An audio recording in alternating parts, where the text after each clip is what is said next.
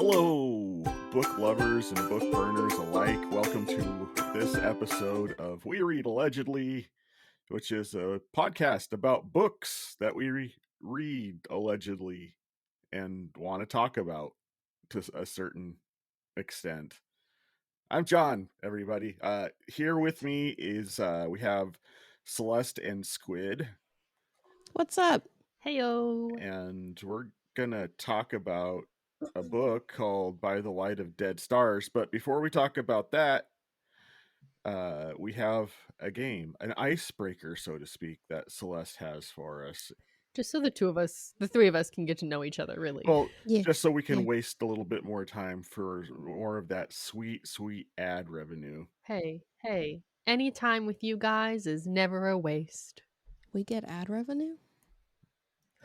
Okay, are we making money? Wait, hold on. I mean, does this go through? I don't remember which ones we put through.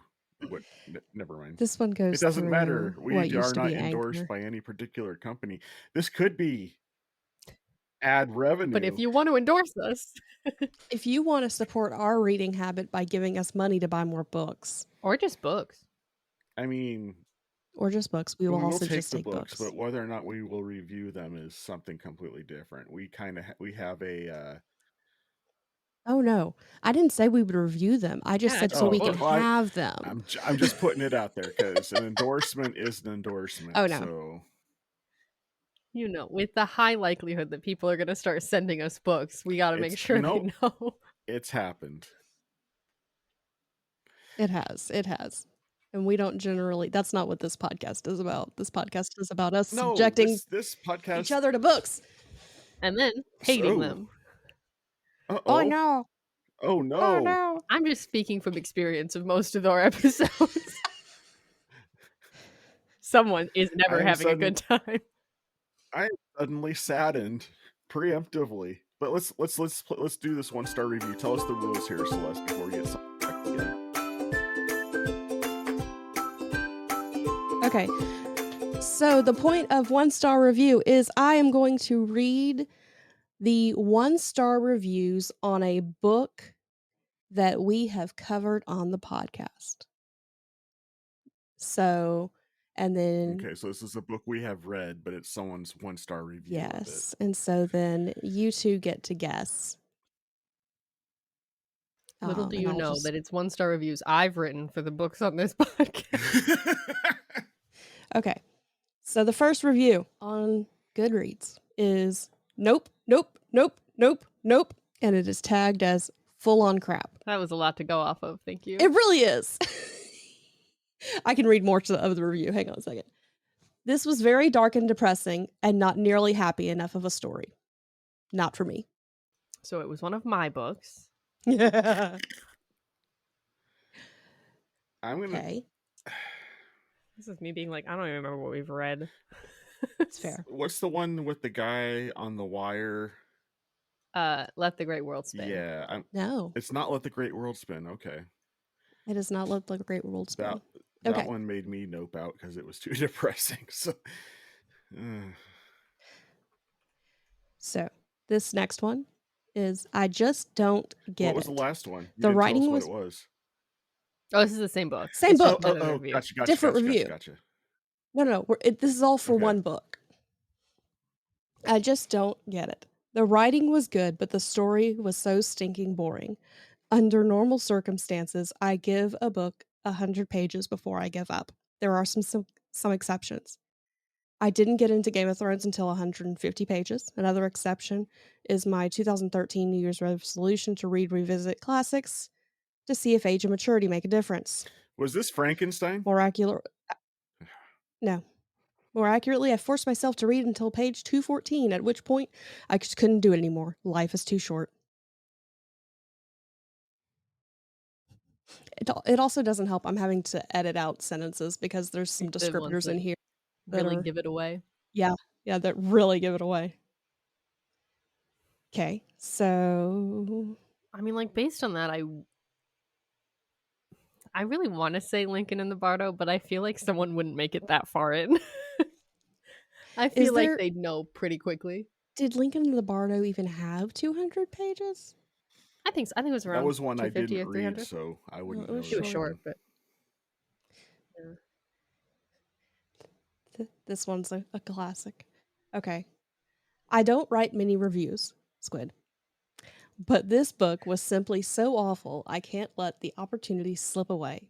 I was required to read this for school going into 6th grade, and it took me 2 months through all the flowery and fancy language in this 400-something page novel relies so heavily on. A quarter of the way through, I almost threw the god-awful thing across the room. is this Fahrenheit 451? No. Oh, so okay. What did we? Dracula? What else are you forced to read in school? The Giver's pretty sad. Is it The Giver? It's not The Giver. Okay. One more. And then I will tell you the answer. If you haven't guessed it. Arg! I know this book is incredibly popular. I know people who name it as their favorite book of all time, and I can't fathom why. It's not because I can't take the cute story with talking animals. I love fantasy and allegory. The Lion, Witch, the Wardrobe is one of my Was this favorite Inkheart? books, but this simply wasn't a good story. Well, See, I didn't read that one Watership either. Down, baby. Watership Downs. All right. Oh, I forgot you didn't do that one. Yeah. I gotta say, though, that book was not as sad as I expected it to be. Considering that that's what most of these people are complaining about. I feel like that's the problem. Like, I feel like I only ever heard reviews that it was just the saddest book ever. So I went in just expecting such sad, sad stories. And I was like, they don't even all die. The Some of rabbits them didn't live. die. I think the issue is that it's considered a children's book, but it's super dark. Squid went in expecting Violet Evergarden, and Yeah, I went in expecting rabbit massacre everywhere. And I only got a few deaths, some of which were violent. Some of which, if you watch the scenes in the movie, are terrifying. Yeah, the animated series looks pretty messed up, I gotta say, based on I never got the Watership Down, and when I was a kid either. I never got Old Yeller or Where the Red Fern Grows. Where the red fern grows is a trap of the enemy. Old Yeller and Where the Red Fern Grows are both. I never had to read Old Yeller because my mom went, no, that's a bad idea. And Sounder. But nobody warned her about Where the Red Fern Grows. Yeah, so I didn't get none of that childhood trauma. Sad animal books, man. Where the Red Fern Grows was good, though.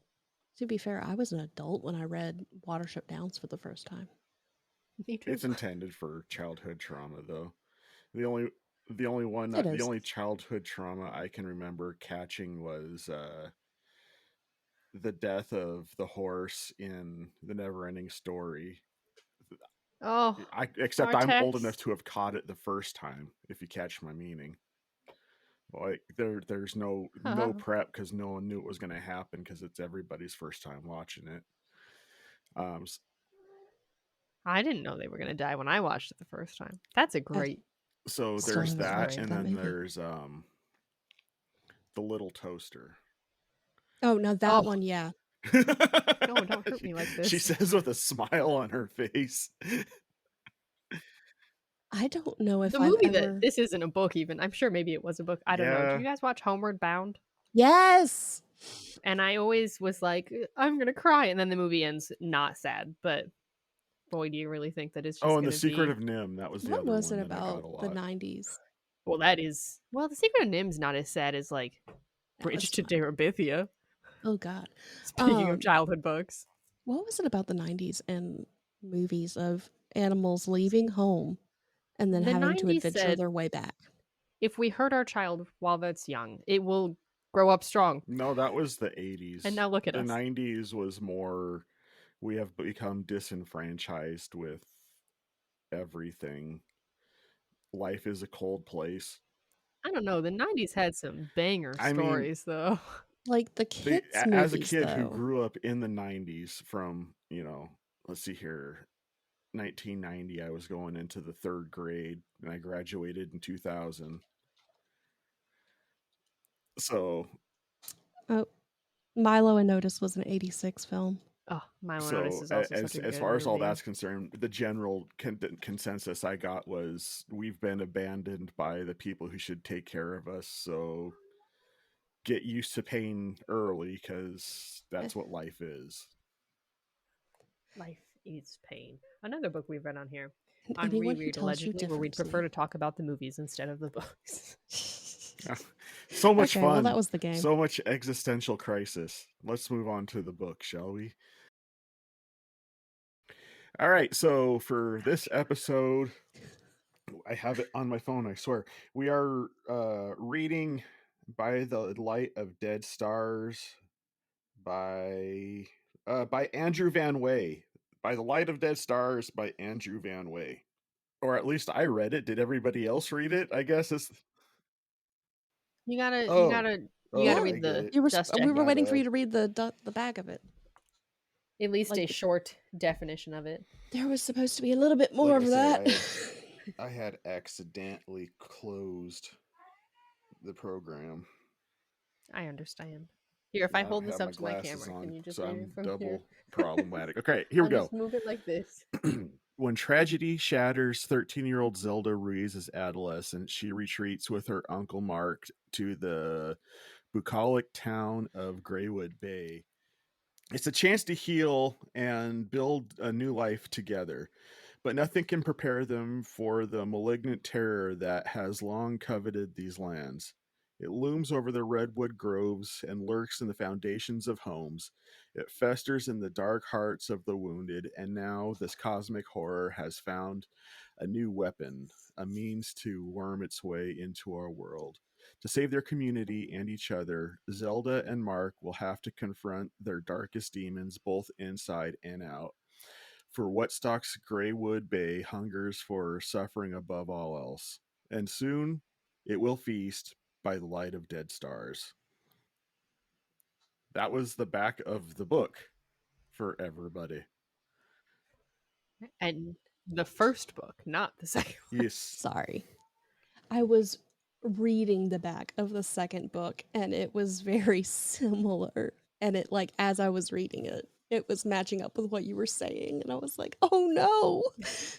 I was very confused because I was like, wait a minute. You were talking to me about this book when you read it. I know we read the same one. You'll Yeah. talk to each other about the books, but you don't, like, chopped liver. It is No. a long-standing practice that the two people who didn't pick the book talk to each other. Oh no. Oh. I feel like every time it's my book, you guys are like, well, we talked about it. Yeah. Yeah. Okay. So I had to, like, I started the book and I hadn't read the back of it or any description of it. So I was like, okay, I've started this book. Let me go look on Storygraph and make sure what the content is. And it had child death as one of the things. And so I messaged Squid and I was like, hey, is it a main character or is it just like there is a child in the periphery? Or just a kid we don't care about. Like, right. Like, is it somebody they get us attached to and then murder? Or is it somebody who's just like an NPC? And she's like, no one has died yet. And I went, okay. yeah, Okay. 0 out of 10. Super boring. No one's died yet. Come on. So, it. that was pretty much the extent of the conversation, other than Lloyd is creepy. well, no, I did say something, and I thought I sent it into the group chat, but Squid asked me to just to read this on the podcast if I can find it. See, in here with y'all were having a big old convo. We had a lot of conversation about other things outside of me, and I was thought everything was quiet because everybody was into it. So, I mean, I was into it. I was almost done with the book when Celeste messaged me, and she messaged me to find out no kids were dying. Yeah, like it was a strictly, hey, am I going to be able to handle this? And then I did have to warn her that the cat does die. So, dear listeners, the cat dies. Died? There was a cat died? Oh, there was a cat that died. There was a cat that died. The squirrel, though. cool. Ooh, yeah, that my dude ate a squirrel. No, he burped up a squirrel. He lost track of time. We can't necessarily say he ate it. He definitely coughed it back up again. We can't say it was his vomit because you can't exactly dust for vomit, but we're certain that he choked on somebody's vomit. I almost vomited. Like when they were describing that, I was going, "Oh, this is a very visual book." I'm just gonna put it like this. That. This book. Oh, it is. What I said was like, and this is within the first chapter, so it was still while we were having the conversation about the hey, is Celeste going to be able to mentally handle this book? I go, my dude's sister traveled via the water pipes and was like, hey, take care of my kid. Through the pipes, just whoop. Hey, bro. Hey, so you're gonna get guardianship. Okay, bye. Hey, you know how I'm dead? Wait, what? Well, yeah, about that. Anyway. Clearly I'm not here. I am just mud. She did do that. Twice, I think. No. She showed up for her daughter, but she was... Yes. she was not as... gross when she showed up for Zelda. That's pretty gross. But it also was like... been longer. Like, she had just died. Yeah. Literally out of her body, and she's like, I have to go to Spain. BRB. You guys are good, right? I'm gonna take care of something. I'll be right back to the afterlife. And I'll tell you what, I'm not into AR games at all, but I wouldn't mind trying out whatever it was they were playing in this, because critical mass did sound interesting. It sounded like harder Pokemon Go. Yeah, it sounded like a VR Pokemon Go. It's sort of almost like a cross between. It seems like something that like WotC. Considering that the guy worked for Snowstorm International instead of Blizzard. Well, Overwatch in real life. IRL Overwatch. There we go. That's what we. I will say that hearing about what this game's mechanics were made me want to die inside. Yeah. Oh yeah. If you don't log on recently enough, you lose experience and you go back in levels. If you lose a fight, you lose half your levels and your gear. I was like, I didn't pick that up, but okay. Breaking out in a cold sweat. I'm having nightmares. I was about to say I can see Squid stressing. That was the already. true cosmic horror of this book. It was just the leveling system.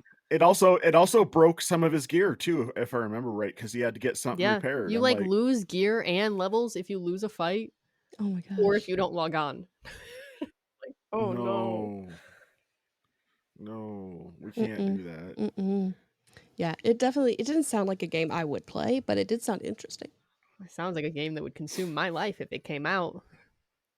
I could see that for you. You would never see me again. We will all pray in Jesus' name that this game never becomes a reality.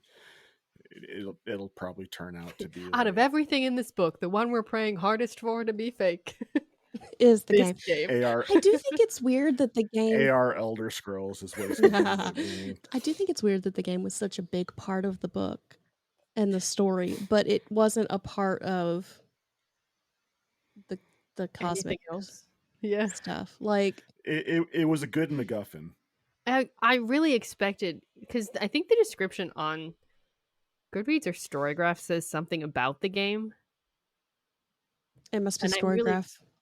I really expected the game to be more important, and instead it's just a game they're all playing.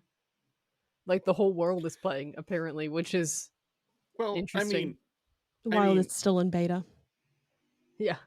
Everyone is on the beta version of this game. Y'all remember when Pokemon Go first came out, right? Oh yeah. That was like a thing. So it's a point of relation, the not beta necessarily version of the game. I'm just saying. But I get where you're coming from. But this was also the first. This also turns out to be the first book in a series. So I think it's just 2 right now, right? Yeah. I don't He has a different series. I think the back of my book said. remember Yeah, offhand, but there's 2 in this one, and then 3 in his other one. Yeah, there's only 2. But the game might become more of a thing in the second book. I don't know. I haven't read that, but that was the biggest reason. What threw me That's for a true. loop is when we were reading this book, and then Squid shoots a message to our little group chat, just be like, "So, have you read this before?" Then, and here I'm thinking like, because no, I'm being misrepresented. I'm like, well, for real though, because it's like I haven't. No, none of the books I picked for this year are books that I had read before, and so I was trying to. And I'm like, crap, she's gotten ahead of me. Did something happen? And am I putting an endorsement on some like CP sort of stuff here, or what's going on? And of course, I don't want to come across as being, yeah, this book is fantastic, and then get It's my and then favorite. We know what happens when right, you say it's your favorite book. and So. then have it turn out to be like the scene in the book It. I don't want to have that pop up on something. Oh, yeah, That was an no. odd conversation to have Oh, with I my still haven't read sister that, when I so. bought it for her birthday. Oops. Oh no. I mean, I feel like the conversation should go. I mean, that's Hey, I kind of didn't the write it. position I had to take on. But she was curious about it, and at the time, outside of that scene, it was like my favorite book. I had like listened to it multiple times, skipping that particularly uncomfortable hour of the book. It's a whole lot. I don't even know what the scene is because I know very little about it, and I've only seen part of one of those newer movies. I Don't know go to the enough, movies enough to about it. figure anything out about the book because you won't get this. But James Okay. McAvoy was in it. But I will say that there is a scene in the novel It that involves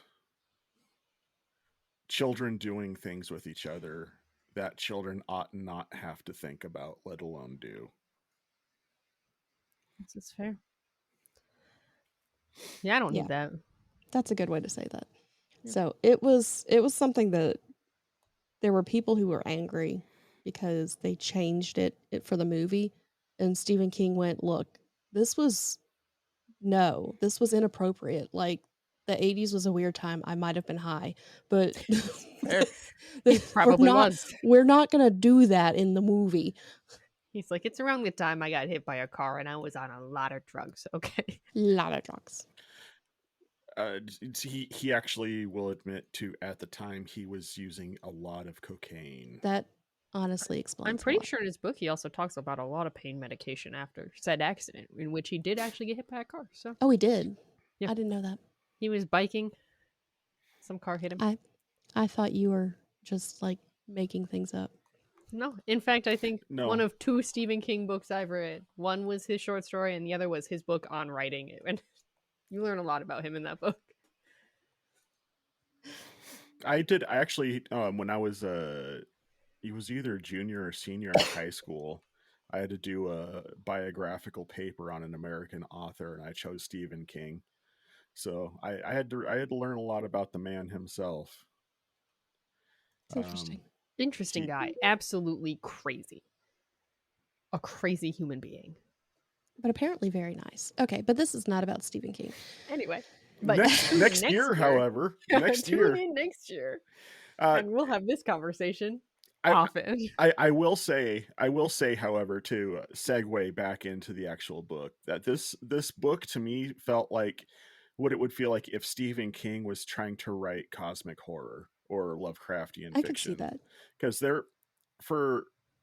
this had a lot of the It vibes that I dug from the book It, the whole coming of age at the same time as a horrific situation. And maybe that's just me coming from a divorced family. I don't know.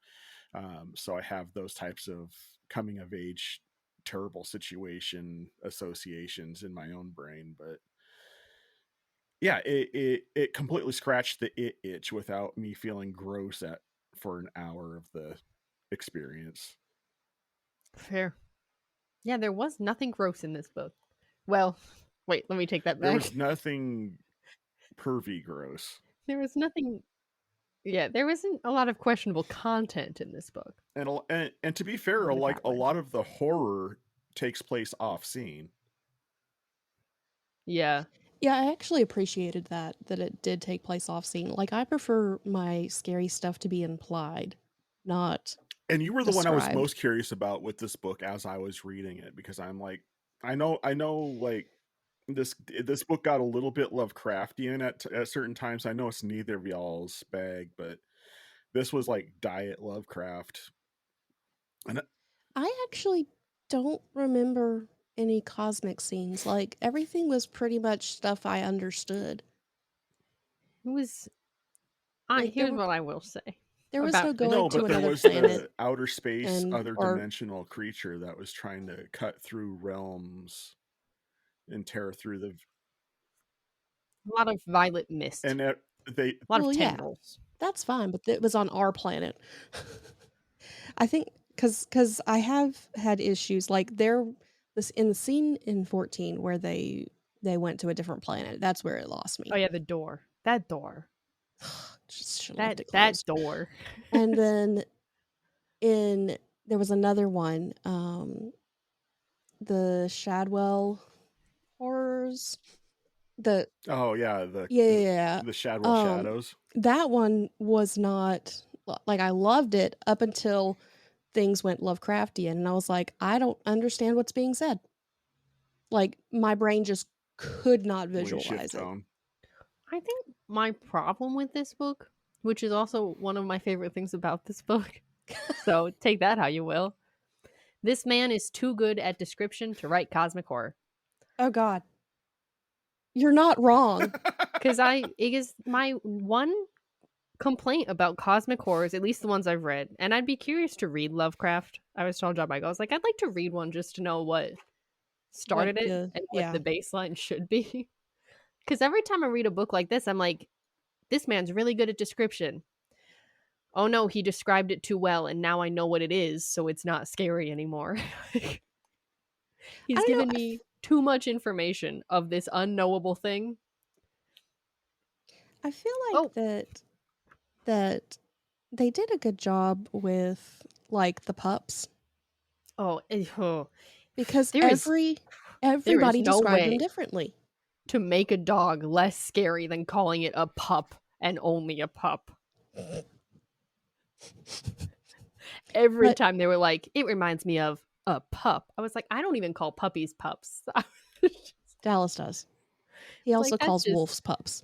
Just a sweet little dog, I guess. I don't know. If it has a dog form, Dallas calls it a pup. I just pictured it like a 6-legged anteater because of it, to be perfectly honest. Oh yeah, because it was like slurping things up. I wish they had said like hound. They mentioned hellhounds once, and I was like, stick with that.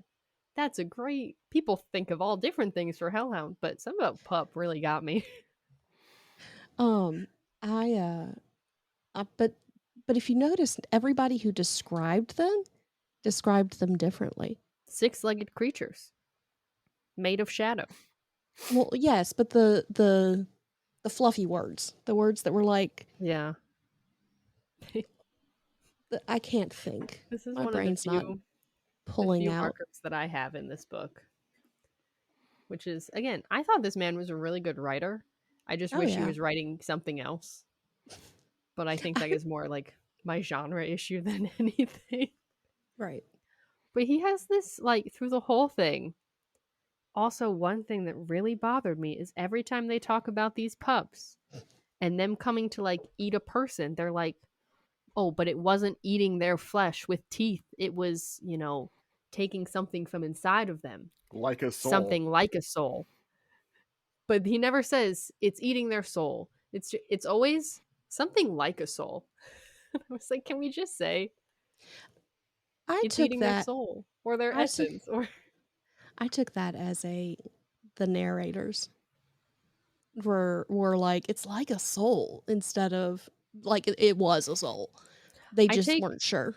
I took a lot of it being the author being like, well, I don't think souls are real, but I don't know. They were eating something like a soul. It could be that, or again, not having read further in the series, I would say that it could be a possibility they're trying to create their own fictional state of existence, or sort of like, just to give a little nudge over to our other podcast, Playing Games with Strangers.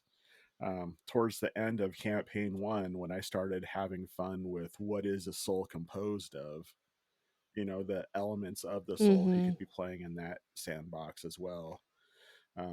Because there's a couple times where the narrator uses the phrase "by the gods," plural.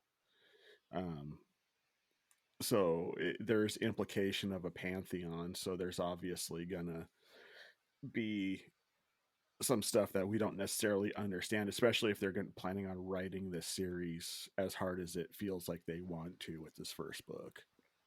Yeah. I just feel like the places I wanted more about. I don't want the phrase "something like a soul." I want something more concrete. And I would be interested in a preview. I Like a would be soul. interested in like a preview, like not a preview, a prequel to this book from the perspective of old man Bumbleface. I can't remember Chester. Yeah, that's right. Oh yeah, Chester. Just to kind of catch a bit more detail of his story as well, because he seemed like an interesting character that they only fleshed out in the last, fifth of the book. Right. Yeah, I do feel like he spent too much time describing the cosmic part, and not enough time focusing on like the protagonists and like the good people in the book. So I was like, if you described them, you described Chester, you give us more. To a certain degree, I agree. I would agree with that, but I think this is the reason why I got such Stephen King vibes off of this book, is because the way he ended up writing this, he wanted to have more emphasis on the small town format, not necessarily focus in on these particular characters, so to speak, because you find at the end she comes to the realization, I'm not the main character in this story. And so it's one of those things, like, it makes sense that they didn't flesh him out too much, because she wasn't supposed to be the main character. It's just a role that she ended up stepping into given her circumstances. I don't know. It's weird, and there's like some meta script there, but in the same sense, it all works together. Yeah, I think that's one of the things about, again, what I've read of this genre, which is limited to mostly what we've read on the podcast. So I can't speak for the whole genre, but more of the like pulpy modern versions of cosmic horror stuff, where it's like, if you're not fleshing out the good guys, what's the point? Like, what am I? The only thing I'm getting is this bad guy who we're not supposed to like, but is kind of the main character. And is made to be like the coolest part. Well, in the same sense, but we also don't want to root for it. More of an anti-hero than I would say that I would call them a bad guy in certain essences. I mean, Lloyd blew up the town. Yeah. Well, I was more talking about Lovecraftian fiction and not exactly that wants to consume all. That's going to be the draw, and I think it's kind of what are you coming to the fiction for? Like, for me, it's a good villain that makes for a good story. So, whereas some people come for different things. Like, do you come for a good hero, or do you come for stories of redemption or whatever, So in Lovecraftian fiction, it's usually to point out that mankind is actually the villain, but everything's a villain. So and nothing has meaning, so everything should just be wiped out. Which strikes me as something that you'd think that you would like more of, Squid, because that seems like to be your sad kind stories. of messaging. But see, I like sad stories, but I like sad stories that are made sad for very specific, like, motivating reasons. Whereas usually I get to end of these books and I'm like, okay, well, the eldritch horror of some variety was described too much, so now I know too much about it. The people weren't described enough, and no one really won in the end. Because I feel like all the stories end with, well, we've just kind of put it back in a box for now until it comes and kills us later. I mean, but that's kind of Like, you can't Well, and kill that's the thing these about things. Lovecraftian fiction for Right. the most part. But It's I also don't usually care about about the some people that are sort of trying to stop it. forbidden knowledge that you're not supposed to know about. And then once you let it out of the box, there has to be a price that's paid. And because like what Celeste said, you can't kill an eldritch horror. You can only kick it down the road further along. So that's what keeps the dread after the fact. The emphasis isn't so much on the people as it is the particular event, if that makes sense. Yeah. So, well, I actually I kind of wish that I hadn't forgotten that this week was this week. Hey, it's 'Cause this week. fun stuff. I was telling John that I thought the 27th was next week. Oops. And so I didn't start the book until Friday night. And I finished it all in one day. I was entertained. I think I would have enjoyed it better had I allowed myself to have more time with it. I will say, To let it roll around on your literary palette a little bit. yeah, well, that and when it comes to scary stuff, I have tolerances that it never went past anything. It never hit any of my notes, but it was just a lot of the same stuff all at once. I can dig that. So if I had just been doing little bits along a week, which is what I had intended originally to do, that I would have enjoyed it more. I did enjoy it though. I like Zelda. Yeah. I liked both Zelda and Mark too. I like Zelda and I like Mark. Yeah. I appreciate that while in the midst of this crap hitting the fan, that they're still dealing with a uncle who has become a father and a daughter who has lost her parents. That was the most interesting story to me out of everything. This legitimately was what I wanted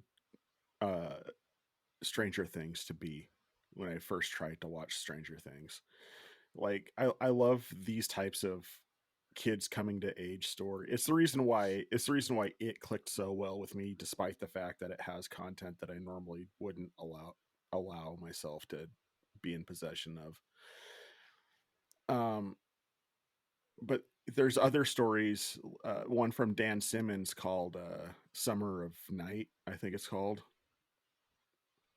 And man, there's just something about that because it's the hardship that galvanizes friendships, especially when you're little kids. And so just being able to experience that fresh through the writing is something that is like a huge plus for me. And I think like when I was finishing this book up this morning, the first thing that went through my mind is I am genuinely enjoying this book for all the reasons why people wouldn't expect that I would enjoy this book for.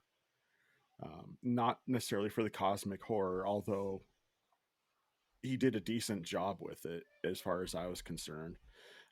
But it's really getting the relationships right, in my opinion. And I think I would have liked it even more if he'd focused on those as like the key point of the book and kept the eldritch horror as more of the peripheral. And then it would have also been scarier because you would have more like grounding in these characters and you wouldn't want them to succumb to whatever this thing is. I was in the grocery store when she saw the finger with the avocados. That was when I messaged. I thought I messaged the main chat. I remember that. And I was message. like, "This is not a book to listen to when you're like out and about." I just want to know what part Squid was reading when I she honestly sent don't that. remember. It literally was not even like a big part. I just remember like getting, I think, like 100 pages in and being like, I wonder if this is a book John's read. That's it. See, I'm waiting for me to cross squid lines. Like I'm expecting like a giant arachnoid monster to jump out, and she being like, "Have you read this before, John? Did you know this was in here?" Nope. I was literally just like, I wonder if he's read this. I I should ask. I'm gonna ask. So, Maybe And then next I'm time. not gonna clarify when he asks if that's a bad thing. and you didn't. And I did not. Let me tell you, for someone who's got anxiety, that's the worst way to just ask open-ended questions like that, because then I think I did something wrong and I need to apologize for it. You didn't apologize though, so that's good. Because you didn't tell me what I did wrong. So funny.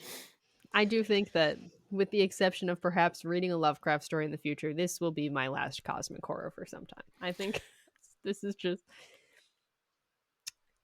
It ain't it. Not your jam. Nope.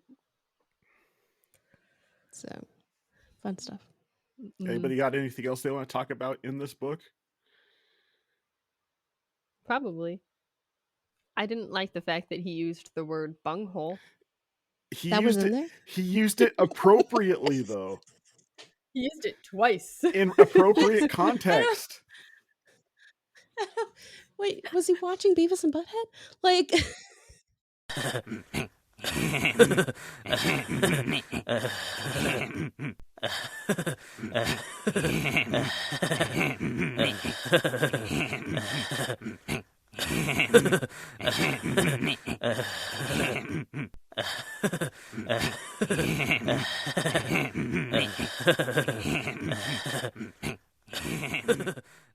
No, he said he offloaded the final two drums in the pickup. He pressed the plastic key into the drum's bunghole. Parentheses, yes, that's what it was called. He had learned.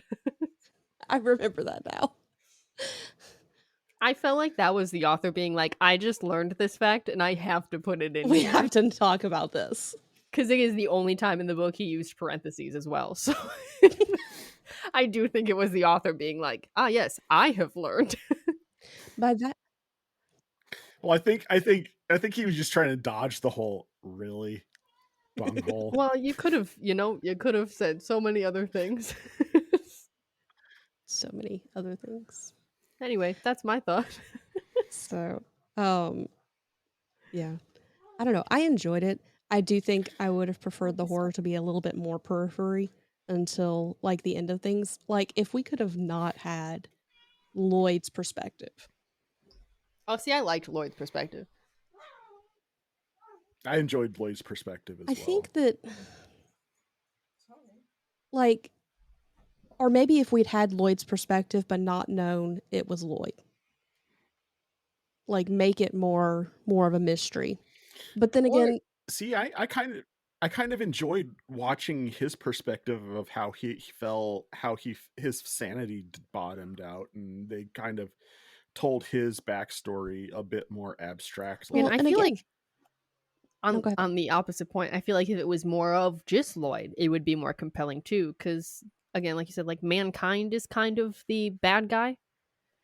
Mankind is capable of doing terrible things in the name of anything. So just Lloyd, I would have had to have Nope out of the book. Because, my dude, I felt bad for him watching this descent into insanity. But by the end of it, I was like, I need you to go. Can somebody shoot you? It's time for bed, buddy. Like, eat a Snickers. Well, then he went protest in Tiananmen Square with it. You know what I mean? Yes, he did. Huh? In the 80s, there was a Buddhist protest. He lit the match. Okay. His poor mother. Yeah, Diana had it rough. She did not have a good book. She was married to Randy. That was her first terrible guy. Honestly, that was probably one of the most satisfying parts of the book. Y'all, don't know what that says about me. If you haven't read it, then just put this away for whenever you do. But who else got Gabe Ugliano vibes from the first Percy Jackson book? Oh, I still haven't read those, so I didn't get that vibe. Is that his stepdad? Yeah. No, I was thinking worse than that. Because that's where I was Gabe Ugliano. I'm like, that bro's gonna wake up to a Medusa head in his refrigerator. Yeah. Well, he woke up to a chest of dead animals. I mean, so there was that. And then was drugged down into a space that kept getting smaller. So, R.I.P. to Randy. let's play this game with it then, being as we were all new to this book. And this is a good way to determine whether or not it's worth listening to or reading, depending on how you consume your literature. Being as we have said that this book is part of a series of books, and a new one at that. Was this book interesting enough to warrant interest in the next book? It was interesting enough for me to wish he was writing a different book. Like, I don't mean that in a bad way. Like, I think he would write a really good dark mystery.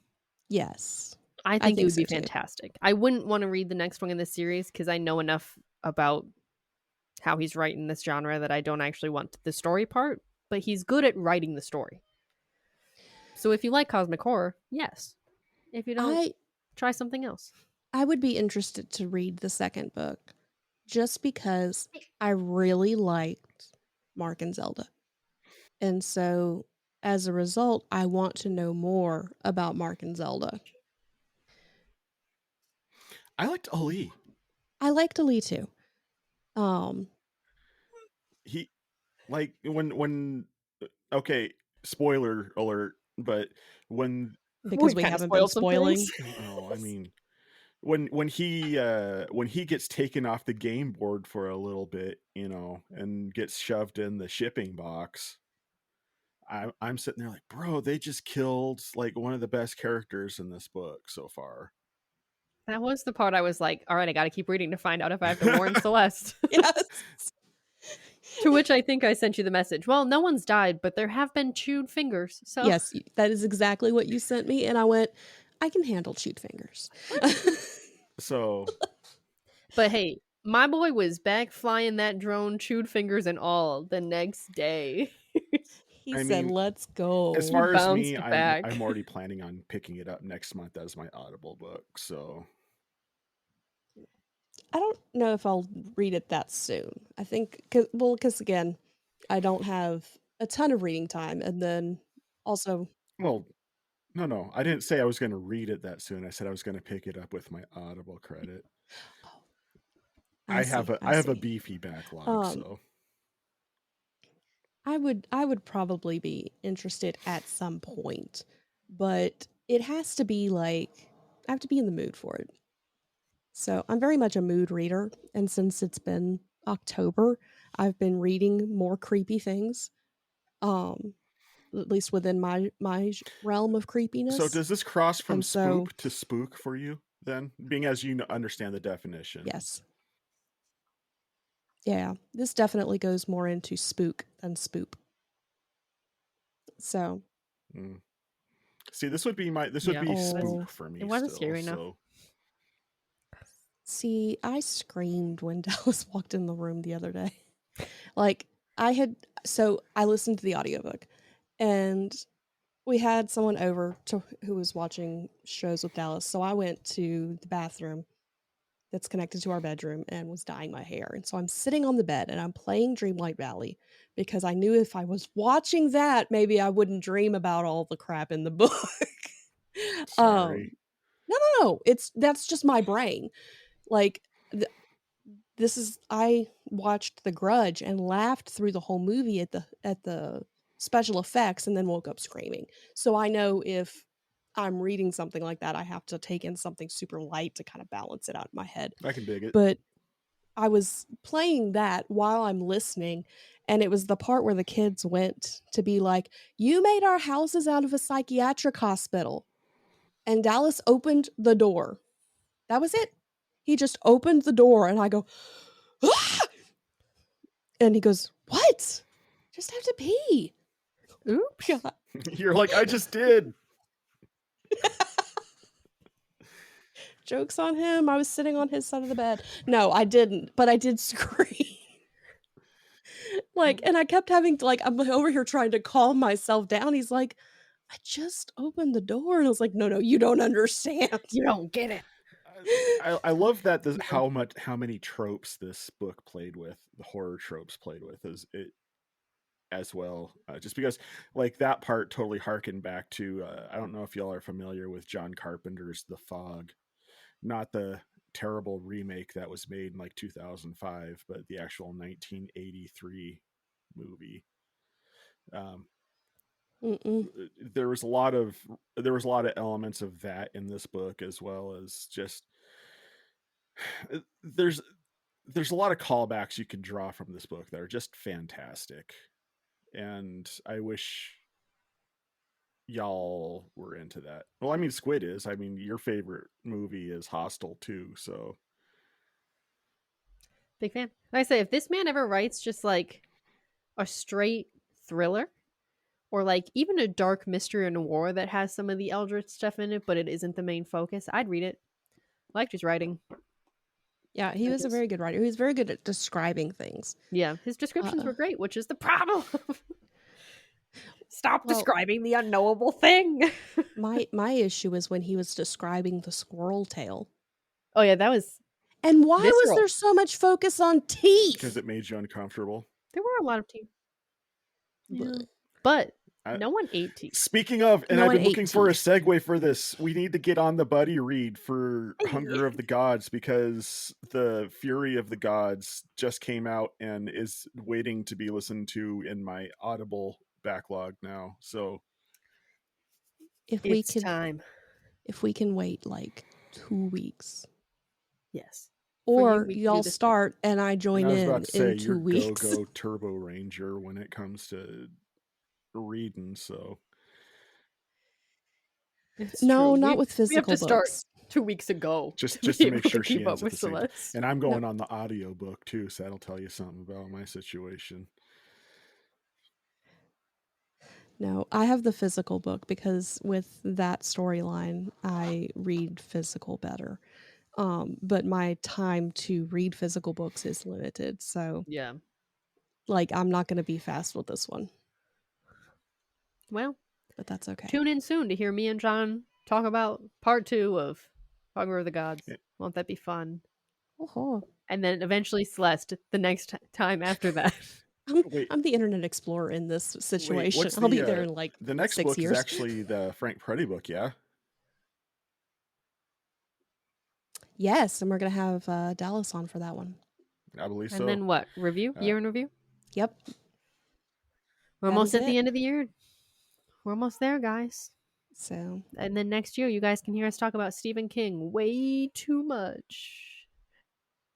Hey, I just threw the idea out there. None of y'all had to say yes. I dig to it. So we are improv artists at our finest. Just yes, and what if we add more? Hey, you know how busy we are? What if we added to that? What if we just, got all of the 600, 700,000 page books and like read them in a month? What if we did all over 600 page books next year? I'm just going to put it out there that I specifically chose the shortest of my favorite Stephen King books for our list for the year of King. So I don't even remember what I chose anymore. I think yours were still the longest, though. Mine were the longest, but I still went short. Only because I changed Under the Dome, because I was like, I don't want to wait to finish this. That book is 50 hours long. It is. I did also specifically, once I saw your books, go find the shortest Stephen King books I could. So, but I didn't want to. Stephen King's not one of those authors I'm willing to go in just based off of concept alone with, because he can have some content. Case in point, that I don't want to get message of, have you read this before? Because like I said, one uncomfortable text message from my sister is enough for me. Well, I can tell you right now, I haven't read any of them, so if that happens, Stephen King is to blame, and write him a letter about it. Although I will say my sister's response was classic, as I just got a message out of nowhere where my sister sends me a message saying, Stephen King is a dirty old man. Yeah, true. That's most authors are, they don't get out much. Probably high on cocaine at the time. And apparently pain meds, according to Squid. His book on writing is really good, though. I highly suggest it.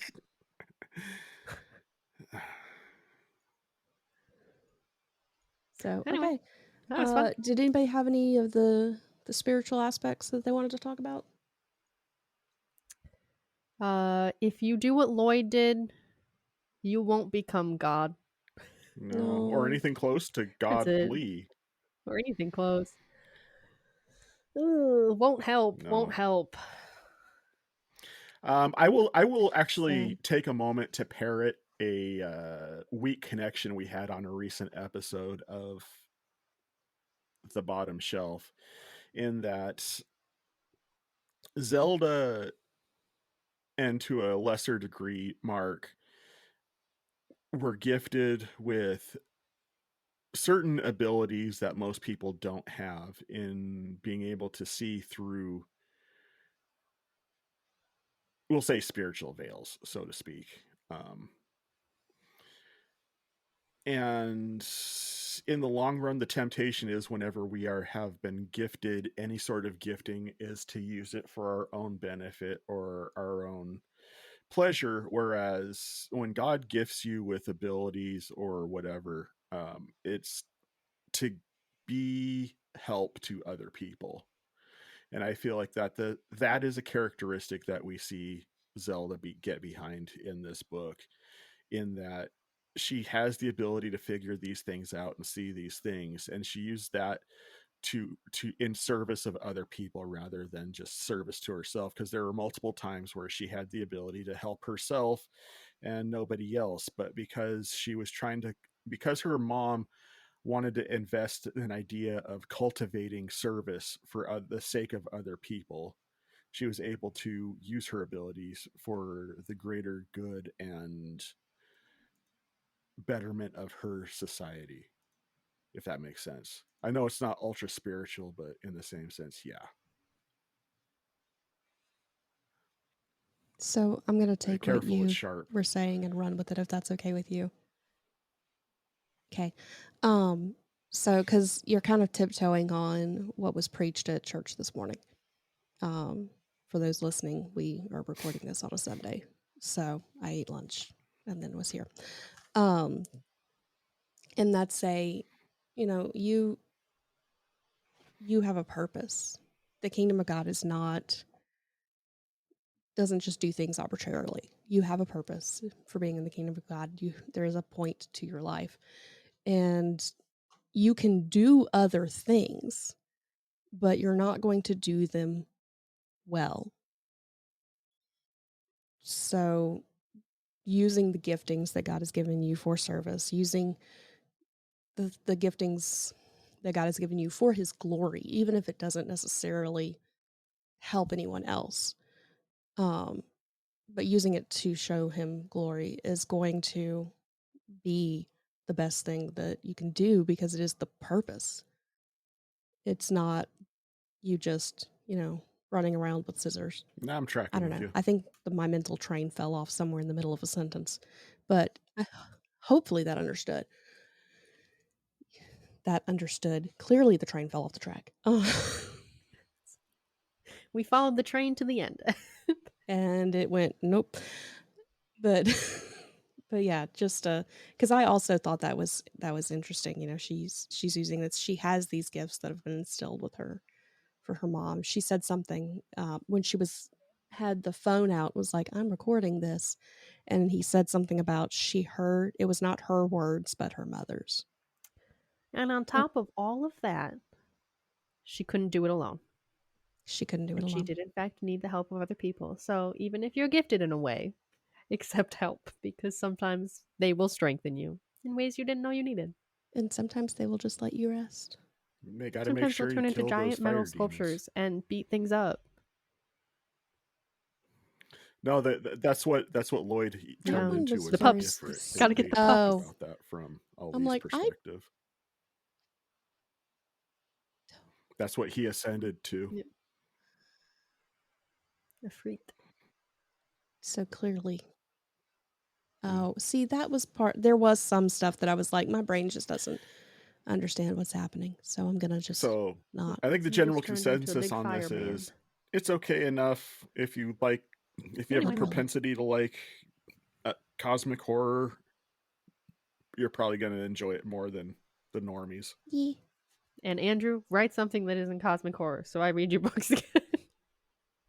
If you're listening.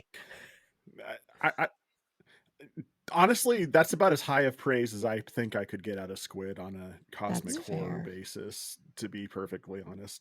For her to say, I enjoyed the writing, I didn't enjoy the story. Man's good with description. Did it well.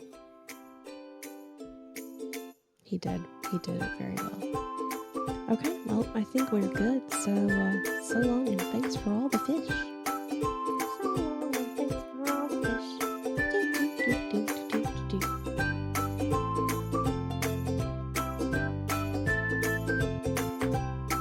fish. We Read Allegedly is part of the Devoted Geeks Network, devoted to letting you know that you're loved. You can find our episodes wherever you listen to podcasts every first Saturday of the month. This month, we read By the Light of Dead Stars by Andrew Van Wey. You can join us as we read No More Bullies by Frank Peretti. We'll see you there.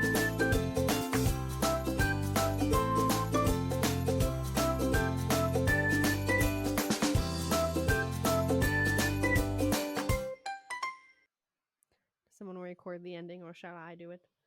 You had me real worried.